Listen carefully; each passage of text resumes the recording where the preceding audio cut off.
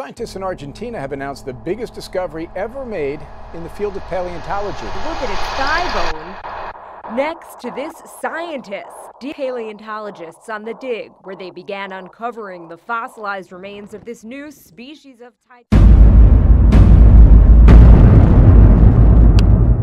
Hai, kamu apa kabar? Pasti baik-baik aja kan? Kenalin, aku Elprana. Di video kali ini, aku akan membahas mengenai anime yang populer banget beberapa minggu terakhir ini. Judulnya adalah Shingeki no Kyojin, atau biasa dikenal juga sebagai Attack on Titan. Ya ampun, aku nggak nyangka banget kalau ternyata anime ini tuh menyimpan banyak sekali teori konspirasi di dalamnya. Jadi, aku akan mencoba untuk menjabarkannya dengan detail ya, biar kamu semua paham. Aku ingatkan juga, kalau apa yang Elprana jelaskan di sini murni berdasarkan penyelidikanku dalam forum-forum internasional di internet. Jadi, aku tetap serahkan semuanya ke kamu. Boleh percaya, boleh juga tidak.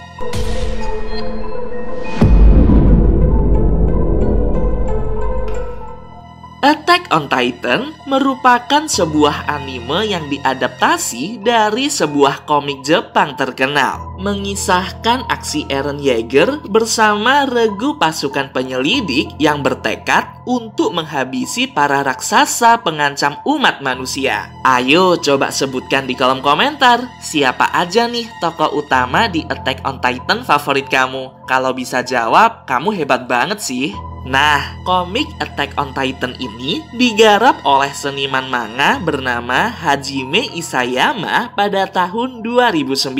Konsep awal dari komik ini tuh bercerita mengenai penindasan dan pembebasan. Awalnya, Isayama terinspirasi dari kampung halamannya di Jepang bernama Kota Hita. Kota ini tuh semacam kota kecil yang cukup jauh dari pusat peradaban di Jepang. Saat masih kecil, Isayama selalu penasaran dengan kehidupan di luar kota Hita. Bahkan, dia sampai berimajinasi bahwa ada raksasa menyeramkan tinggal di balik-balik pegunungan Hita. Melalui imajinasinya ini, Isayama pun mulai menciptakan manga Attack on Titan. Dia mencoba untuk menyambungkan beberapa benang merah dan melakukan riset mengenai sejarah dunia agar komiknya ini bisa bersaing dengan manga-manga terkenal lainnya. Kalau berdasarkan penyelidikanku, Isayama mengambil kisah nyata keadaan Perang Dunia Kedua dan juga lukisan para seniman terkenal sebagai referensi utama dari karyanya itu. Coba lihat lukisan ini. Lukisan ini berjudul Colossus yang diciptakan oleh seniman asal Spanyol bernama Francisco Goya. Dia terinspirasi dari mitologi dewa-dewa Yunani yang saat itu merupakan sumber filsafat paling terkenal. Aku coba jelaskan mengenai mitologi Yunani secara singkat ya.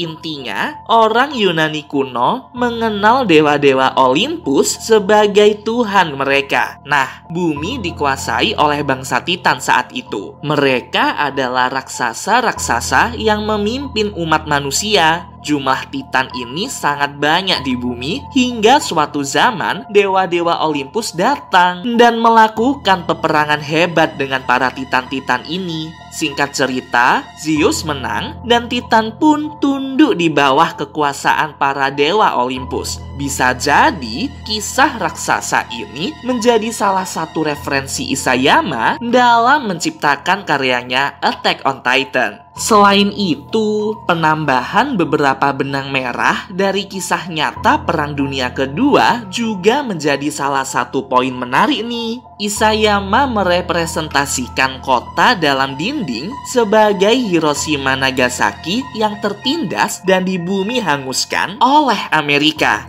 dengan dijatuhkannya bom atom. Nah, bom atom ini merupakan metafora dari titan-titan pemangsa manusia itu. Selain itu, kalau kamu ngikutin anime Shingeki no Kyojin, pasti tahu kan inti permasalahan dari cerita tersebut adalah mengenai konflik antara ras Marley dengan ras Eldia. Orang-orang Eldia sering diperlakukan tidak adil oleh penduduk Marley dengan anggapan bahwa kaum Eldia merupakan ras kotor, ras monster, satu-satunya ras yang dapat berubah wujud menjadi titan. Mereka dibenci dan ditindas oleh penduduk Marley. Konflik ini tuh benar-benar merepresentasikan negara Jerman dengan partainya yang bernama Nazi. Pasti tahu dong dengan fakta bahwa Nazi merupakan pihak yang sangat membenci keberadaan orang-orang Yahudi hingga mereka tega melakukan pembantaian massal yang menyebabkan belasan juta umat Yahudi meninggal di tangan Nazi. Nah, orang-orang Yahudi yang tertindas ini merupakan bentuk representasi dari ras Eldia di anime Shingeki no Kyojin. Ya ampun, keren banget sih anime yang satu ini. Penciptanya tuh menggabungkan beberapa fakta sejarah dan juga mitologi-mitologi kuno untuk menyampaikan pesan penindasan, kebebasan, rasisme, politik, dan pemerintahan bagi para penontonnya. Ditambah lagi, ada banyak sekali teori-teori unik di setiap adegan anime ini.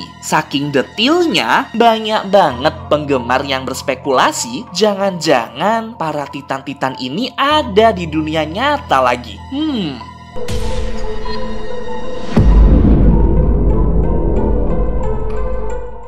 Mungkin beberapa dari kamu penasaran, kira-kira raksasa yang bernama Titan ini beneran ada nggak sih? Jujur, sampai sekarang pun Elprana juga ragu mengenai eksistensi para Titan di bumi kita. Tapi setelah aku menyelidikinya lebih lanjut, ya ampun, bisa jadi mereka beneran nyata. Kalau kamu cek di internet dan juga forum-forum yang membahas mengenai arkeologi kuno, ada banyak banget ditemukan tulang belulang yang memiliki struktur tubuh mirip manusia. Namun, ukurannya sangatlah panjang. Fosil ini tersebar di daerah Afrika yang terus terhubung hingga ke negara-negara Timur Tengah, seperti Turki, Mesir, dan juga Israel. Kalau kita lihat tulang belulang ini, sepertinya mereka adalah manusia zaman purbakala. Dan menurut penelitian ilmiah, besar kemungkinan ukuran manusia pada zaman dulu memang jauh lebih besar daripada ukuran manusia modern. Namun, karena kita selalu berevolusi dan semakin pintar, menyebabkan teknologi berkembang sangat maju, hingga membuat manusia lebih jarang menggunakan otot tubuhnya untuk bertahan hidup. Hal ini menyebabkan pemadatan sel-sel tubuh menjadi lebih kecil dan ringkas menyesuaikan aktivitas kita sehari-hari. Alhasil, ukuran tubuh kita pun jauh lebih kerdil jika dibandingkan manusia purbakala.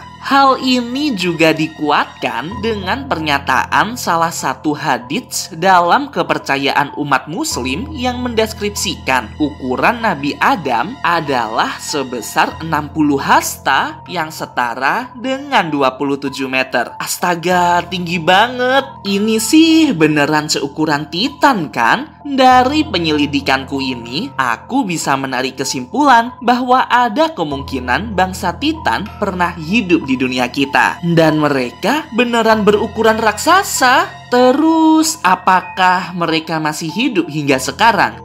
Pertanyaan yang bagus. Belum ada bukti konkret mengenai kehidupan bangsa raksasa yang masih bertahan di era modern. Tapi, pernah nggak dengar isu mengenai dinding Antartika? Jadi nih, bumi kan ada kutub utara dan kutub selatan. Antartika ini berada di kutub selatan. Nah, di kutub selatan tuh ternyata lebih luas areanya daripada kutub utara. Saking luasnya, hingga sekarang belum ada yang bisa menjelajahi seluruh sisi permukaan kutub selatan. Untuk mengungkap misteri yang ada pada benua Antartika, pemerintah Amerika Serikat meluncurkan operasi militer pada tahun 1946 dipimpin oleh Admiral Richard, dan temuannya saat itu sangat mengguncang dunia. Admiral Richard bersaksi bahwa di balik dinding Antartika yang sangat tinggi itu terdapat hamparan hijau yang luas dengan sumber daya minyak dan batu bara di bawahnya. Dan dia mengingatkan kepada seluruh dunia untuk berhati-hati dengan keberadaan makhluk dari balik dinding Antartika yang bisa jadi akan menyerang umat manusia suatu saat nanti. Kira-kira video pernyataannya seperti ini.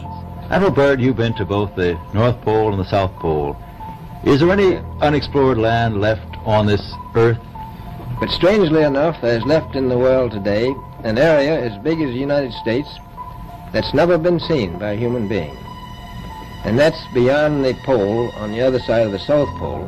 Ya ampun, serem banget. Aku nggak nyangka banget sih kalau masih ada wilayah di bumi yang belum tersentuh oleh para manusia. Aku curiga jangan-jangan bangsa raksasa yang tersisa masih hidup lagi, tapi mereka bersembunyi di balik dinding Antartika. Soalnya ada beberapa penemuan peta kuno yang menggambarkan posisi dunia kita saat ini. Terlihat dunia yang kita ketahui sekarang dikelilingi oleh lingkaran besar di mana bagian luarnya terdapat benua-benua hitam tak tereksplorasi. Terus yang bikin makin heran, semenjak pernyataan Admiral Richard di televisi tersebut mengenai sisi luar dinding Antartika, mendadak dia ditemukan meninggal secara misterius. Astaga, serem banget. Jangan-jangan Admiral Richard mengetahui rahasia dunia yang sangat penting lagi. Dan petinggi-petinggi Amerika tidak menyukai hal itu karena dapat menyebabkan kepanikan global.